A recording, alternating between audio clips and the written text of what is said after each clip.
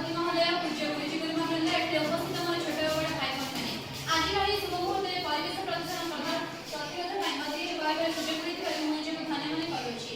ପରିବେଶ ସୁରକ୍ଷା ପରିବେଶ କହିଲେ ଆମେ ସାଧାରଣ ଭାବିଥାଉ ଆମ ଚତୁଃପାର୍ଶ୍ୱରେ ରହିଥିବା ପରିବେଶକୁ ବା କାର୍ଯ୍ୟକଳାପର ପ୍ରଭାବ ପକାଉଥିବାକୁ ଆମେ ପରିବେଶ ବୋଲି କହିଥାଉ, କିନ୍ତୁ ବର୍ତ୍ତମାନ ସେହି ପରିବେଶ ବହୁତ ଅସୁବିଧାରେ ପଡ଼ିବାକୁ ଲାଗିଲା। ଭଗବାନ ଦେଇଥିବା ଏହି ସୁନ୍ଦର ପୃଥିବୀ ବା ସଂସାରକୁ ମନୁଷ୍ୟ ବର୍ତ୍ତମାନ ଖରାପ କରିବାକୁ ଲାଗିଯାଇଛି। ସେହି ମନୁଷ୍ୟକୁ ପୃଥିବୀ ଭଗବାନ ପଠାଇଛନ୍ତି ସୁରକ୍ଷା ପ୍ରଦାନ କରିବା ପାଇଁ, କିନ୍ତୁ ମନୁଷ୍ୟ ତାହାର ନଷ୍ଟ କରି ଚାଲିଛି।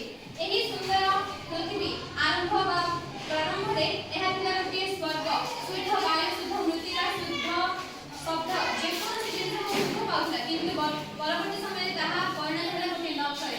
ସେହି ମନୁଷ୍ୟ ପାଇଁ ପରିବେଶ ସୃଷ୍ଟି ହୋଇଛି। ତେଣୁକରି ପରିବେଶ ସୁରକ୍ଷା କହିଲେ ଆମେ ଜଳ ପ୍ରଦୂଷଣ, ମୃତ୍ତିକା ପ୍ରଦୂଷଣ, ଶବ୍ଦ ପ୍ରଦୂଷଣ, ବାୟୁ ପ୍ରଦୂଷଣ